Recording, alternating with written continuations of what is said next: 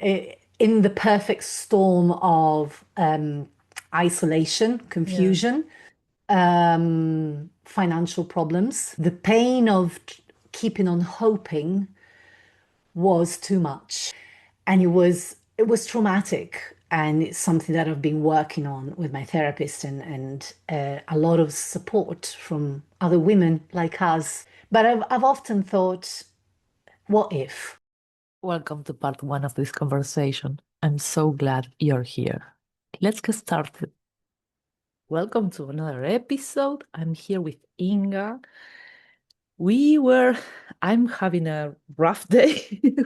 Not not in a super bad sense, but everything kind of goes wrong, can go wrong, goes wrong. And Inga was a little nervous, but here we are. How are you, Inga? Hello.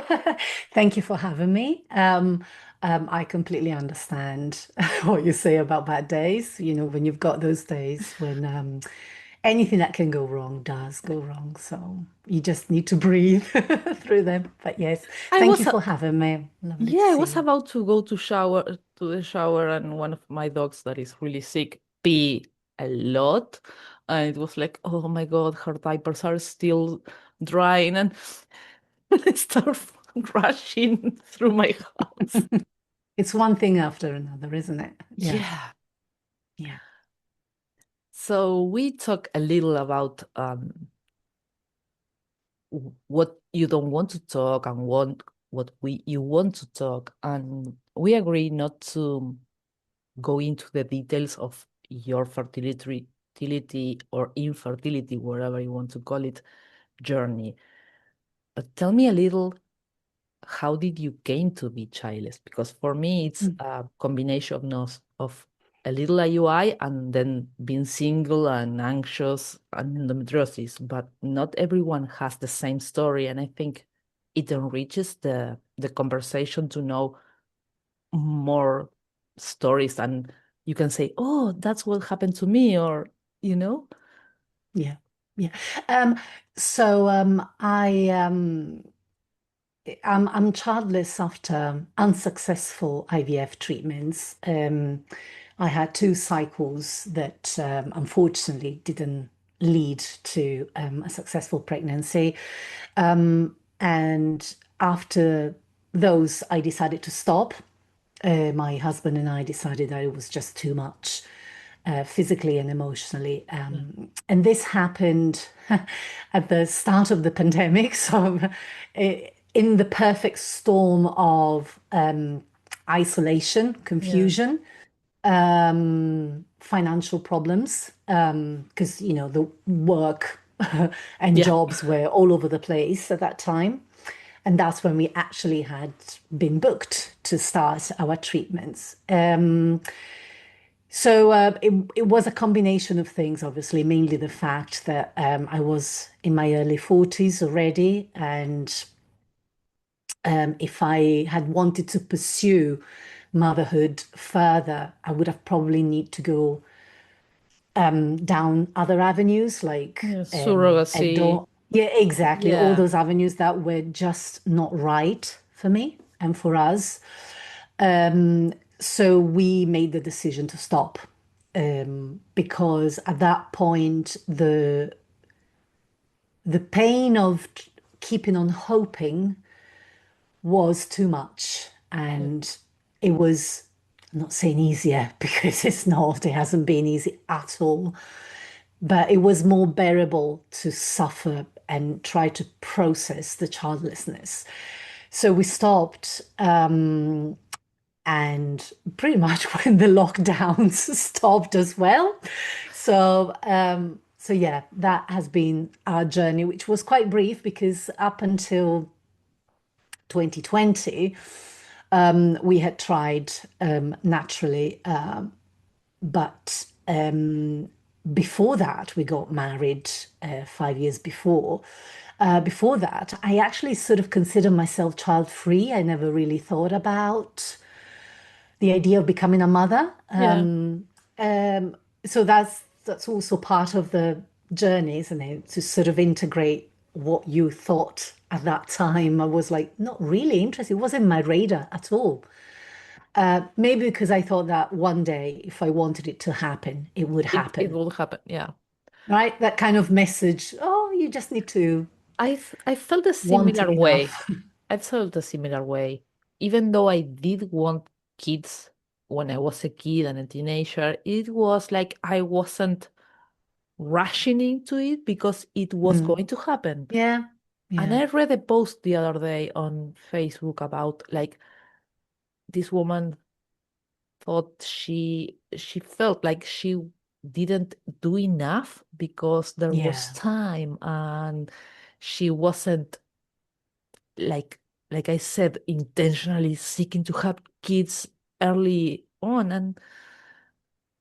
and that was kind of what if I think it weighs on yeah. us, but at the same time, we don't have the guarantee that if we started sooner, No, younger, no, we would have no. kids. Yeah, that's true. That's true. For me, it was like very much like I wish I hadn't waited until I was in my late 30s, and Yeah, because partly in within the perfect storm, there was also the beginning of perimenopause and menopause. yeah, So suddenly I was in that psychological place where I was thinking I was getting ready to become a mum, and now I need to actually not only that is not happening, I need to get ready to be a middle-aged woman, yeah, which I wasn't ready either. mm, And it was traumatic, and it's something that I've been working on with my therapist and a lot of support from other women like us, yeah, that helps a lot. But I've often thought, what if I had started earlier? I should have started earlier. I should have, I don't know, do some tests in my 20s to find out whether I was in my accounts what would be good or not. And yeah. it's terrible, because in hindsight we're all wiser, but it was just not In meant to be. It in just didn't Spanish, happen.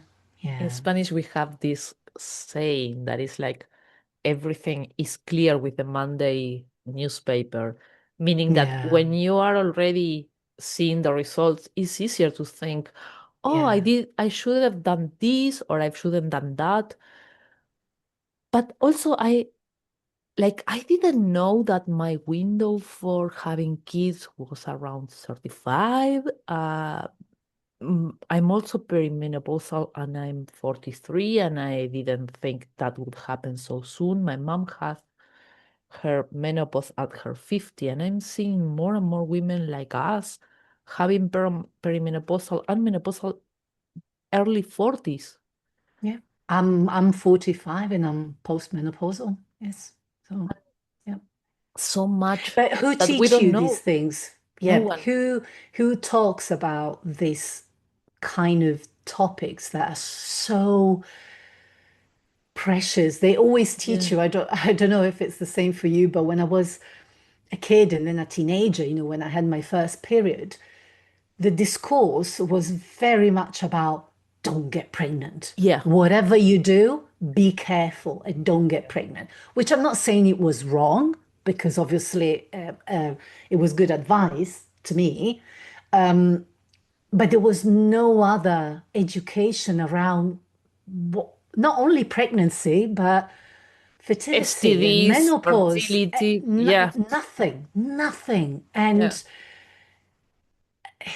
I think we are the first generation who is actually talking about this whilst we are going through it. Yeah. And it's tough because nobody wants to open the door for everybody else. Yeah.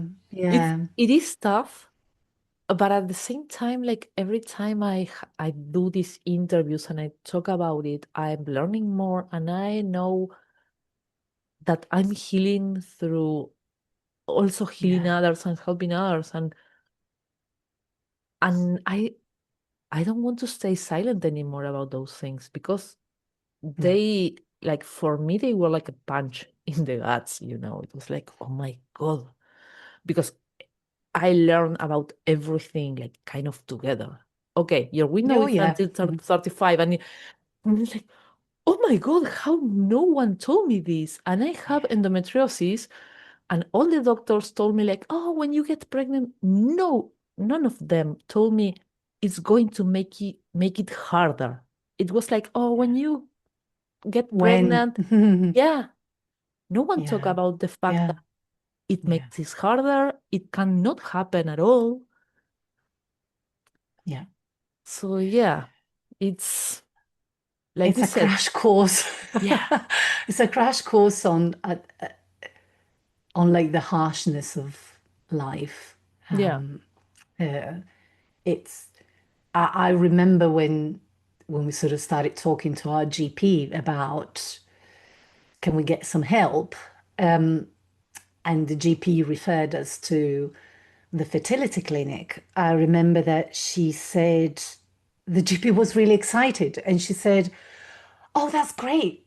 Oh, that's great. Fantastic that you want to have a baby. Come on, let's have a baby." So I thought, okay, well then, this is the right route, and the it means that it wasn't an objective representation of what the world of yeah, fertility treatment is yeah, and what the results are, the statistics are. It was just, oh my God, let's do this because this will lead to a baby.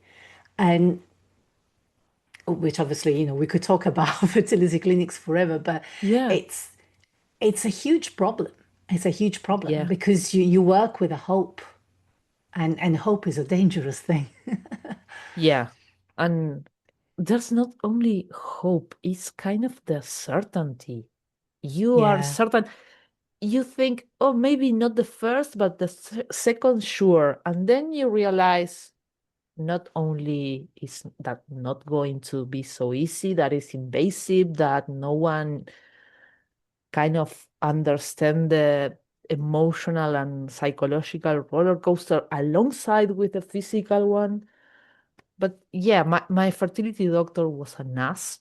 He, when we were starting the third round of IUI, he told me like, I'm just impregnating my wife with I don't remember if the fourth or fifth kid, and I'm okay. You're okay. I'm a yeah, specialist. And I beat his head off. I told him, like, do you want me to congratulate it for doing something that I can't do so easily? What the fuck is wrong with you? yeah, And I was the over dramatic and the sensitive one, mm, not only yeah, for him, but for my partner too. And it's like, yeah. hello, you know, Mm. empathy. No, no. Well, I'm just telling you this. We never saw a doctor during all our treatments. We never saw a doctor. We always had to deal with nurses. So Maybe it's it's a country thing because nurses it here could be, can't it do could be. that. However, I still think it's unacceptable. But anyway, it was. I sort of see my life now as a before and after. It's Yeah, as though there's a long line that divides my life into two. The before, even before COVID, my life was different. My perception of myself and my future was different. And then after that line, everything has changed. Not necessarily for the worse, yeah, not in everything, but it's definitely, as you said, a crash course on lots of things that you just need to learn, otherwise you sink, yeah. and Maybe the so yeah, the COVID and the lockdown help you like kind of have that line. For me, it's more blurry. definitely, yeah. I No, got for me it was like so chronologically so neat in that it just 2019, yeah. I got super anxious, and I already told this a lot of times, but that was kind of my turning point. But I've been thinking and grieving for I don't know how many years before. But that was like, since I didn't have a name, and I kind of swept everything under the rug because I didn't know how to deal with that. But I don't have a clear moment where it's like, okay, Mm, this is not going to happen. It's like yeah. the realization of, Yeah. oh, fuck. You know? Yeah, yeah. No, I get it. I remember after a few months after the shock of the second treatment, after that news, I was like, I moved on. It's the shock, it's like when you lose someone Yeah, very often at the very beginning, it's you can't register what yeah, actually happened. So after a few months, I realized that I was completely numb. I yeah, was like as though there was a filter between me and the world, and I just nothing could move me. I was like removed from life.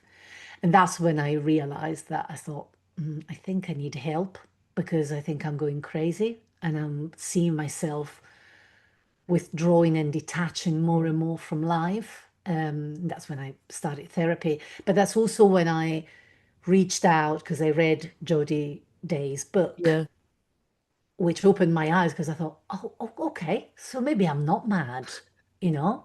I'm not mad, and it's not just me. yeah, Because I don't know if you had the same feeling, but because it's a loss without a grave, it's a loss without a physical evidence that there was yeah, someone. I was the first one to believe that it wasn't a big deal. yeah, I just couldn't believe. I thought, how can I possibly grieve someone who never existed?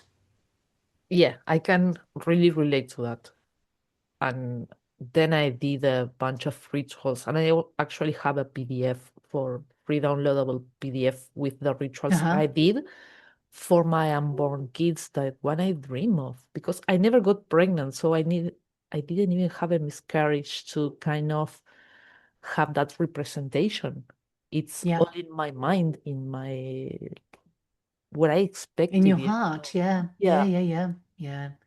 And it's very difficult for other people. I've seen like people I love and my family, my friends, they just I received a lot of support, but at the same time, there has been situations where it's just very difficult for people to understand how can you possibly suffer so much for this.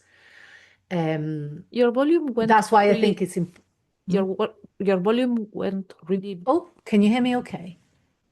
Hello? Hello? Yeah, I didn't touch anything. I don't know why, but yeah. Sorry. I I'll So try to edit it. But I'm not whistling either. no, I don't know. I didn't touch anything. Can you hear me now? Yeah, but Yeah. really low. So Oh, um, is that better? yeah, Okay. I put the volume a bit higher. Better? yeah, it's bad. Yeah. Or I got used to. I don't know.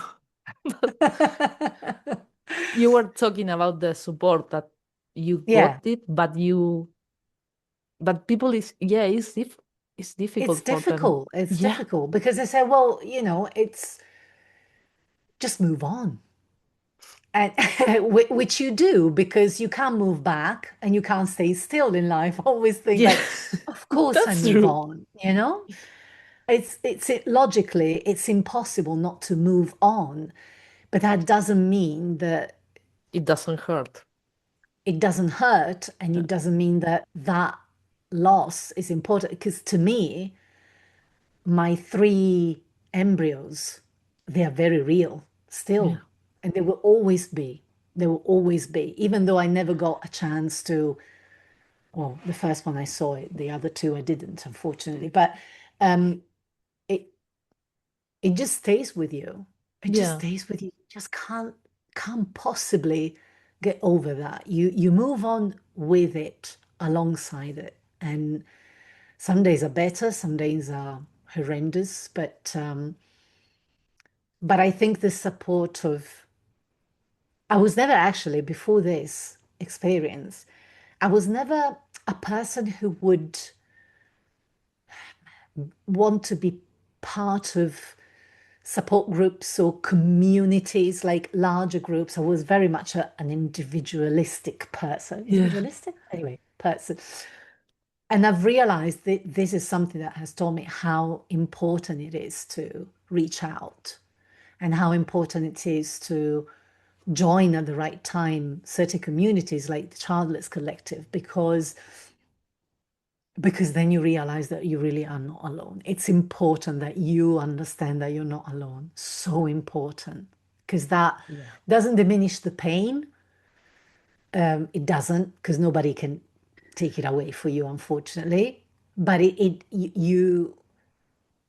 you get an understanding that your feelings are valid and that there's so many other people out there who know your pain. Yeah. So, I completely agree. Like, no one can take away our pain and no one can make us happy. Not even if we had kids, if no, we weren't happy by ourselves, no. our kids wouldn't make us happy either. But understanding that grief, unfranchised grief, was happening to me, and that other women especially, because there are men but their experience is not exactly the same, Sure. um helped me like have more grace and compassion towards myself instead of Yeah. thinking, oh, you're such a bad person because you're feeling that. It's like, okay, it's Yeah. normal. Other people go through that. It is possible to have a life after this or with this, it's not just a grief, it's also understanding that, like you said, you're not alone, and there's no shame of what happened Yes, or what exactly. didn't happen. Sure. And also, um, there's no shame. Um, you really are not, in a way, responsible, as in you, As it's not your fault. it's not our fault. It's not our fault, which is very difficult. You know that, but Yeah. the process to sort of start believing it is Yeah. that takes a bit longer. Absolutely. Absolutely. That takes a bit longer for sure. It's not that easy, but it slowly. Sometimes it's easier, sometimes it isn't. But slowly, I don't remember where I read it, but some time ago I read it somewhere. It's just biology. In Yeah. in a way, it's just biology, which doesn't mean that it's not painful, but it's like there's a mystery, about nature, Yeah. that some things develop and some beings develop and some beings don't. And and it's imponderable, it's something that in a way um, nobody can explain. Yeah. And it's just biology that for some reason or reasons just didn't work. And it's so difficult because that, to me, that really means understanding that you really have way less control over things that you thought you had. In my line of the before and after, sometimes I think I'm a much more spiritual person now than I Yeah. was before. I've learned that there's something bigger, not necessarily in a religious sense, but there's something bigger, and I'm much smaller than I thought I was. I completely relate to that too because like Yeah.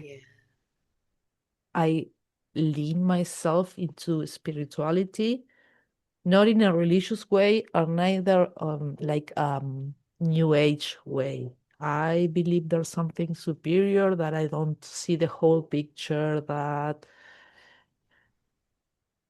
I don't know that, but I don't believe a God punishing me. I think No, more in no, a no, no, sense no. of like life is just to experience love and it doesn't have to follow a script. Yeah, And it's not easy. Sometimes it's like, but why? Why? no.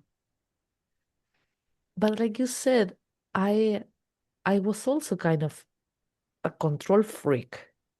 Like, and Oh, yeah. that's my Yeah, anxiety and my CTP, my complex PTSD that make me like that. And being childless let me kind of let go some yeah, control because I realized, okay, I can't control this. yeah. In a way, there are days when I actually feel a bit of relief in thinking that because I say, Mm. well, I don't have to hold everything together. I Yeah. don't have to control everything because trying to control everything, and I share anxiety with you. Oh God, let's not even go there. But in a way, sometimes knowing that you don't have to control everything, it's a relief. Yeah. You feel as though you can rest a bit in whatever happens, and you just take your hands off and you Yeah. say, you know what, I'm just going to live my life and then And do my do best. whatever you want to do. Yes, doing my best, but yeah, it's on your I'm just doing hands. my best and just don't bother. It might be the perimenopause that does that as well. Maybe. That, do you know what? Leave me alone. Yeah, I'm in the same place. So yeah. Yeah, yeah, just leave me alone. I can't control anything or everything or anything, so just leave me alone. So that's good. But Before we started, like I told you, and after we started recording, that everything was going wrong today. But I joined already smiling, but it's also that training of, okay, I don't control this. Okay. yeah, I had a yeah, banana in my mouth. I was trying to connect my headphones.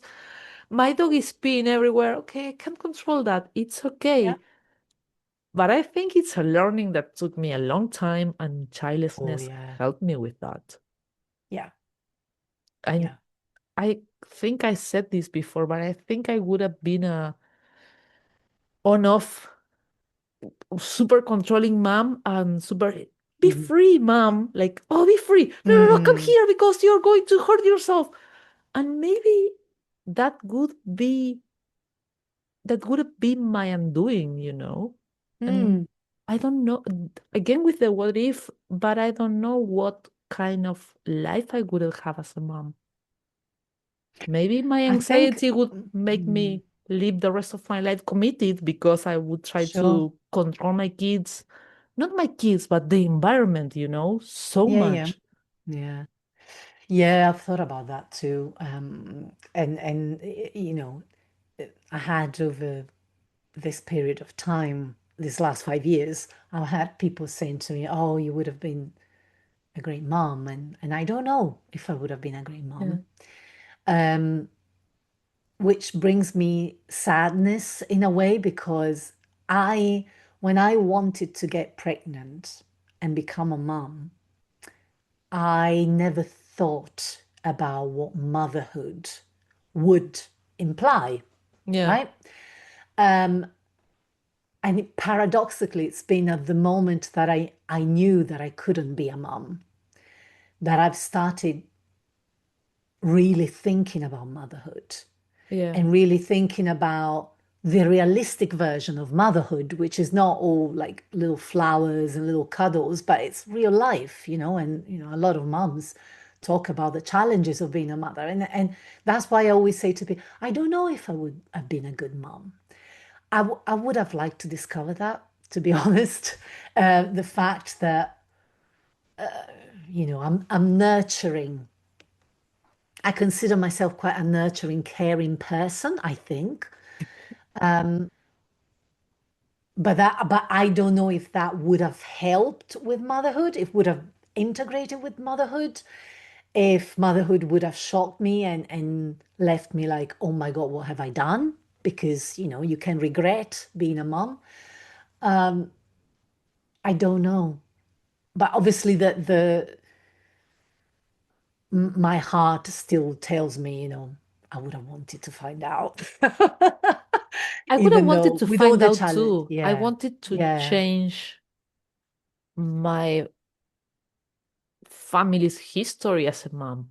My grandma Yes. was Yes. really a bad mom, and my mom was also a bad and abusive mom. Lesser than my grandmother, but not enough. And I wanted to change that. But I know I wouldn't be freaking out a lot, because I freak out with my dogs, and they are dogs. So sometimes I don't know, they are licking the floor, and oh my God, the germs, and they are dogs, and they have all the vaccines. And Sure. Sure. so how would I be with kids?